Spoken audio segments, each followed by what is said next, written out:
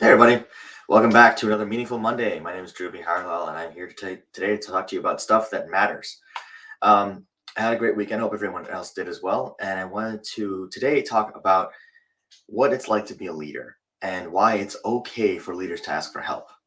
Now, I can't tell you the number of clients that I talk to who are business owners or executives or leaders in organizations that feel like they're kind of confined. They're kind of like stuck with their own thoughts. There's no one really to bounce ideas off of.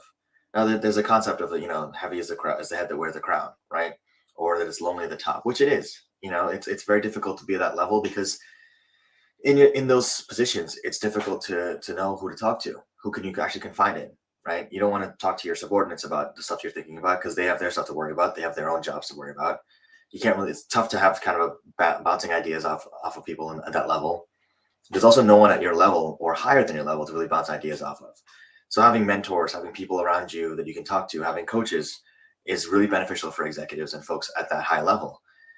But even if you don't have a coach, even if you don't have a mentor in your vicinity, right, in your network, why is it okay to ask for help? Well, because sometimes you just need help, right? And a lot of, like, you don't have to have all the answers being that leader. You can be a business owner and still be able to still need to ask for help. You don't have to know everything about your business. And I said everything about twice for a reason because everything about everything is not just what you're talking about. It's not just this subject matter expertise that you have. Take for instance a plumber, right? You started you if let's say you're a really talented plumber, you know exactly what you want to do. You want to build a plumbing business and you want to clean pipes and make sure the pipes work well the way that they're supposed to work. And you know everything about that business, right? Now, in the process of doing that and starting that business, making that jump from working for someone else to starting your own business, now you're talking about plumbing being this part of it. And then there's all the other business stuff around it. There's the marketing, there's the management of people if you're going to hire people, there's the payroll and accounting and all the money issues to worry about. There's all the compliance stuff with the state and with licenses and all this other stuff.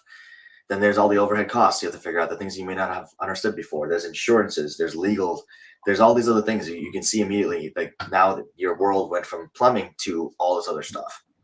Now, as that business owner, you don't have to already know that stuff. There's no reason you would have known those things. It doesn't make sense for you to have already had that expertise in those other areas. Maybe some people do because they've been able to be in small businesses to wear different hats and have an experience of those different topic areas. But the average person who's starting a business doesn't know all those other things. They don't have experience in all those other worlds and those different aspects of the business. And so seeking out vendors, seeking out people to help you, or again, coaches or mentors, and really leaning on them to say, hey, I need help with this, or I really don't know much about this area. I need to figure out more about, accounting. I need to figure out who to talk to about that. I need to figure out who to talk to about marketing and social media and digital marketing. And how do I put my footprint out there? How do I make sure that I'm doing what I need to do on all these different plates that are spinning in the air? How do I keep them spinning so nothing falls? And it becomes very overwhelming sometimes. So as a leader, you almost have to ask for help as a business owner. And on the other side of things, in organizations, when you're at that level of leadership, if you're a C-suite executive, you have a lot more purview into things, right? And so let's say you just got a promotion to that level. Now you're used to doing that individual contributor work, or maybe like the management of other people, that kind of work, but you're not necessarily used to playing at that same level across the board where you're talking about the entire organization and the entire organization rests in your hands. That's a lot of responsibility, and that's a lot of things to think about. There's a lot of strategy. It's a lot of managing managers who manage other managers who manage other managers. There's like 3 or 4 levels of management sometimes, maybe even more in larger organizations. And so now you're so far removed from the actual work that you may have started out doing that you don't even do any of that anymore. It's really about the business strategy. It's about the long-term goals of the organization. It's about creating people strategy, process strategy, service/product strategy. It's all these other things that you have to take into account that maybe didn't come into play before. And so you have all these other dynamics, not to mention in organizations, you have political dynamics, people dynamics. There are other people that you may have to work with at that level that you may not have had to work with at that level before. And then there's also the ultimate ego question, right? There are people at that level who just have egos and you have to deal with those people. And maybe at your level, maybe they're at a level below you, but you still have to deal with them and figure out how to do that. Now, all these things, If it sounds overwhelming, it's because it is. And it can get very overwhelming if you let it. So when you're in that position of leadership, it's okay to reach out and ask for help. It's okay to seek outside counsel or seek outside confidants who are able to give you an objective point of view. And that's kind of what coaches is. That's what coaching is, right? Where we can be that sounding board, that echo chamber, for lack of a better term. Not in a bad way, but the kind of people to kind of bounce ideas off of and talk through things and say, okay, you know what, let's brainstorm. Let's really figure out what's happening here and why I'm thinking about these things this way. What are some other ways for me to see things? What are different perspectives, different approaches we can look at? What are some different angles that I can look at this from? And maybe think outside the box. Because ultimately, at the end of the day, as that business owner, as that executive, as that leader, you don't know what you don't know. And that's where the world that we live in right now, where you don't know what you don't know. And unfortunately, just because you don't know it exists doesn't mean it can't affect you. In fact, most of the times it does affect you, even if you don't know it exists. And that's the worst kind of situation to be in, when you're being affected by unseen forces, things you don't know, things you don't even know exist. You may not even know these certain dynamics exist. You may not even know that there's compliance things you have to do at certain levels. You may not even know that you're not compliant with a state regulation, or that there's a legal regulation, or that that this employee that needs to get certain paperwork done. These things are really things that you want to make sure you're thinking about. And even outside of the business context, or outside of the organizational context, in life, there are things that we don't know. And so as the second you think I know everything is when you start to fall, because you don't account for things you don't actually know. You don't account for the ultimate, I don't know this whole world of things over here. Because the fact is, what we do know is so small and minute. It's analogous to what we have control over, which again is almost nothing. The only thing we can actually control is ourselves. And the only thing we actually know really is what we've been exposed to.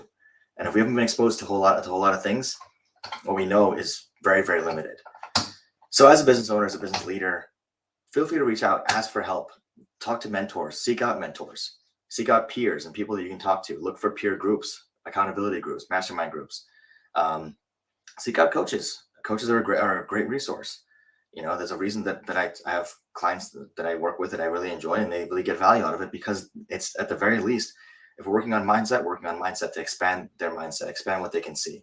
We're looking at expanding different perspectives that they may not have considered. We're looking at developing leadership skills, sure, at the earlier stages of leadership, but even later on, you want to mold yourself and be intentional what kind of leader you want to be eventually. You can keep developing. You're always developing.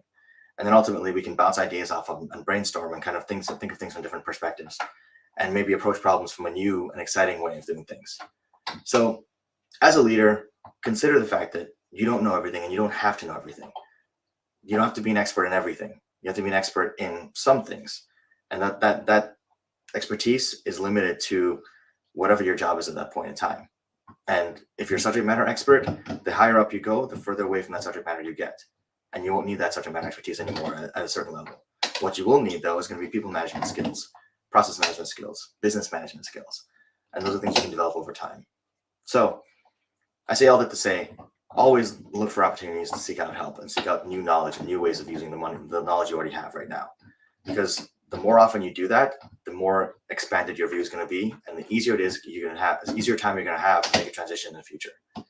So that was my relatively short little thing today, but hopefully you guys enjoyed it. If you guys did, please hit the like button, hit subscribe, comment below. Let me know what some areas that people may be struggling with. What are some areas that you might struggle with in terms of asking for help? I know for me personally, I hate asking for help.